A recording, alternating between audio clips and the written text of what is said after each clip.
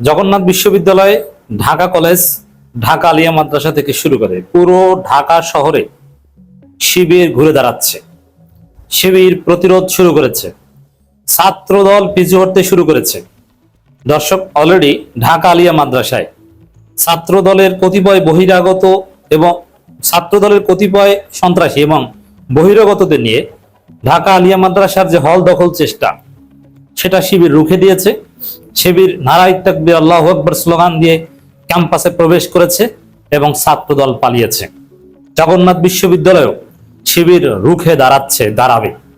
শিবির ক্যাম্পাসে যাবে, ক্যাম্পাসে ঢুকবে। ছাত্রদল কোনো ক্যাম্পাস দখল রাখতে পারবে না। যদি সেই 90 দশকের মতো ছাত্রদল ক্যাম্পাসে দখলদারিত্ব এবং সন্ত্রাসের রাজত্ব কায়েম করতে চায়, তার পরিণতি হবে অনতিবিলম্বে বিএনপি সরকারের পতন। এটা ছাত্র জনতার অভ্যুত্থানের ফলে নতুন বাংলাদেশ। বিএনপি সরকারের পতন ঘটাতে শিবির জামাতকে লাগবে না। বিএনপি ফাঁদে পা দিলে, তারা সন্ত্রাস করলে, এই সুযোগ কাজে লাগিয়ে যারা জামাতের শত্রু তারাই বিএনপির 12টা বাজাবে। যেমন আওয়ামী লীগ, সেনাপ্রধান তো হাসছেন, ভারত, ইসরায়েল, আমেরিকা। এত সোজা না ক্ষমতায় টিকে থাকা। বিএনপি সরকারের সামনে টিকে থাকার একটাই রাস্তা, সেটা হচ্ছে জামাত, এনসিপি সবাইকে আস্থায় নিয়ে একসাথে ষড়যন্ত্র মোকাবেলা করা। নইলে টিকে থাকতে পারবে না, সবার কপালে বিপদ আছে। ছাত্রদল লিমিট ক্রস করেছে। আওয়ামী লীগ ছাত্রলীগের মতো, হুবহু আওয়ামী লীগ ছাত্রলীগের মতো সন্ত্রাস করছে। আপনি অবাক হবেন, জগন্নাথ বিশ্ববিদ্যালয়ের পার্শ্ববর্তী ন্যাশনাল মেডিকেলে আহত শিবির নেতারা চিকিৎসা নিচ্ছিল। হসপিটালের ভিতরে ঢুকে বেধড়ক মারধর করছে ছাত্রদল সন্ত্রাসীরা এবং শিবিরকে যে হামলা করে ক্যাম্পাস থেকে বের করে দিয়েছে, এটাকে ছাত্রদলের আহ্বায়ক নিজে সেলিব্রেট করছেন, আনন্দের সাথে পোস্ট দিচ্ছেন। কত বড় জঘন্য! হামলা করলে মানুষ অস্বীকার করে না, আমরা হামলা করিনি, এটা অন্য কেউ করেছে। নানান ভাবে ছাত্রলীগ এটা করতো, কিন্তু এখন দেখতে পাচ্ছি ছাত্রলীগ সরাসরি গর্বের সাথে এটা প্রচার করে। মেডিকেলের ভিতরে ঢুকে হামলা, এটা আওয়ামী লীগ পতনের আগে যখন শেষ বাড়া বেড়েছিল তখন করেছিল। আওয়ামী লীগ ক্ষমতায় এসে প্রথম দিকে এরকম জঘন্য ঘটনা ঘটায়নি, অথচ বিএনপি ক্ষমতায় আসার 6 মাসের মধ্যেই হাসপাতালের ভিতরে ঢুকে হামলা করা শুরু করেছে।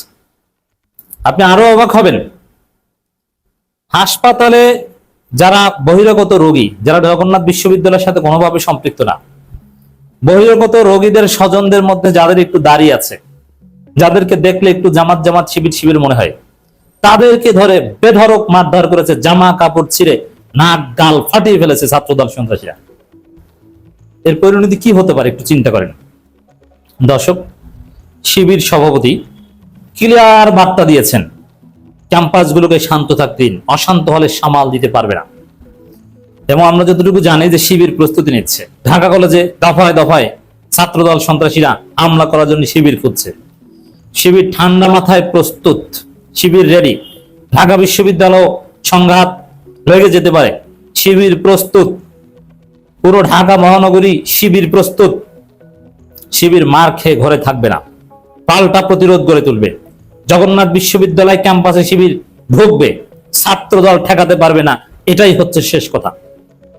ঢাকার রাজনীতিতে পাওয়ার পলিটিক্স করে টিকে থাকা কঠিন। বিএনপি এই ফাঁদ আটছে, কিন্তু যতই ফাঁদ আটুক, শিবির একদিকে ঠান্ডা মাথায় পরিস্থিতি দেখছে, পরিস্থিতি পর্যবেক্ষণ করছে, বিএনপি যা চায় সেটা হতে দিবে না। আর একদিকে মার খেয়ে শিবির পিছু হটবে না। অতএব এবার যেহেতু ইনকিলাব মঞ্চ, ছাত্র শক্তি, এনসিপির ছেলেরা মার খাচ্ছে, আসনাদ সার্জিসরাও ভয়েস রেজ করা শুরু করেছে। সম্মিলিতভাবে ছাত্রদল সন্ত্রাসকে মোকাবেলা করতে হবে। ছাত্রদল, ছাত্রলীগকে যেরকম শিক্ষার্থীরা পিটিয়ে ক্যাম্পাস ছাড়া করেছিল জুলাই মাসে, ছাত্রদলের সেই পরিস্থিতি হতে বেশি সময় লাগবে না। ওরা ভেবেছিল যে 90 দশকে তো আমরা এটা করেছিলাম, কিছু তো হয়নি, ক্ষমতাতে থেকেছিলাম। আরে ভাই, এটা 90 দশক না, এটা 2026 সাল। এখানে ছাত্রলীগ আওয়ামী লীগ ওত পেতে বসে আছে। এখানে হতে পারে এই 4 আগস্ট কেন ছাত্রদলকে ছাত্রলীগ ব্যবহার করছে, এটাও হতে পারে। তো দর্শক, শিবিরকে ধৈর্য মনে করলে কাজ হবে না। এই শিবির সেই শিবির না যে মার খেয়ে চলে যাবে। এই শিবির হাসিনার পতন ঘটানো শিবির। এই শিবির প্রত্যেকটা বিশ্ববিদ্যালয় শিবির বিজয়ী হওয়া শিবির। অতএব ছাত্র দল পিছু হটতে বাধ্য হচ্ছে। প্রমাণ, বেগম রোকেয়া বিশ্ববিদ্যালয়ে ছাত্র দল পালিয়েছে, ঢাকা আলিয়া মাদ্রাসায় ছাত্র দল পালিয়েছে। বহিরাগত সন্ত্রাসীদের নিয়ে কি করবে? করুক, পৃথিবী দেখুক, বিশ্ববাসী দেখুক ছাত্র দলের সন্ত্রাস। সব জায়গা দখল করবে, আওয়ামী লীগের মতো অস্ত্রবাজি করবে, করুক। তখন পরিস্থিতি আবার অন্যদিকে মন নেবে, তখন অন্য জায়গা থেকে বেকায়দায় পড়বে। অতএব শিবিরের সাথে ছাত্র দল পারবে না। ঢাকা কলেজ বলেন, ঢাকা বিশ্ববিদ্যালয় বলেন, ঢাকা আলিয়া বলেন, আর জগন্নাথ বিশ্ববিদ্যালয় বলেন, ওদিকে আবার তিতুমির কলেজে উত্তেজনা, সব জায়গায় উত্তেজনা ছড়িয়ে পড়ছে, চাপা উত্তেজনা। ঢাকা পলিটেকনিক থেকে শুরু করে সব জায়গায় একটা থমথমে অবস্থা। দর্শক, শিবির এখন বিজয়ী মুডে আছে, তারা ছাত্র সংসদে বিজয়ী। অতএব তাদের সাথে লাগতে যাওয়ার ফল যে ভালো হয় না তার প্রমাণ রংপুর বেগম রোকেয়া বিশ্ববিদ্যালয়। অনেকে বলেন যে জগন্নাথ বিশ্ববিদ্যালয় শিবির প্রতিরোধ করতে পারেনি কেন?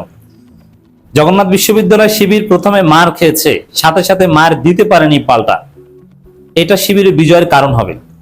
কারণ শিক্ষার্থীদের উপর হামলা করেছে, নারীদের উপর হামলা করেছে ছাত্রদল, শিক্ষকদের উপর হামলা করেছে, পুরো জাতি দেখেছে।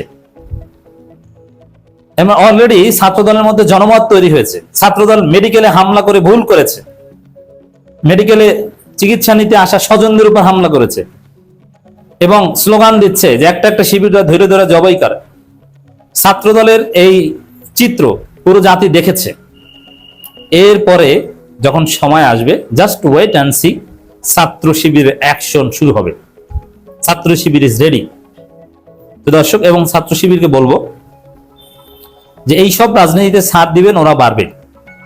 অঙ্কুরে ওদের বীজ দাঁত ভেঙে দেন, ওরা সোজা হয়ে যাবে। ছাত্রদল অত্যন্ত দুর্বল। কোন রানিং স্বাভাবিক ছাত্রদল করে এটা বিরল প্রাণী। এদের শক্তি বহিরাগত, অছাত্র। অতএব শিবিরের সাথে কোনোভাবেই এরা পারবে না। পুলিশের ভূমিকা সন্দেহজনক। পুলিশ বেশিরভাগ জায়গায় নীরব। বিশ্ববিদ্যালয়ের প্রশাসন তো ভ্যাবাচাকা খেয়ে গেছে। জগন্নাথ বিশ্ববিদ্যালয় বিএনপির ভিসির সামনে আঙুল তুলিয়ে ছাত্রদল ঘোষণা দিয়েছে যে ছাত্রদলের বিশ্ববিদ্যালয়ে ছাত্রদল থাকবে, শিবির থাকবে না। এখন জগন্নাথ বিশ্ববিদ্যালয়ের ভিসি কি করবে? তিনি ছাত্রদলকে সুযোগ করে দিবেন না।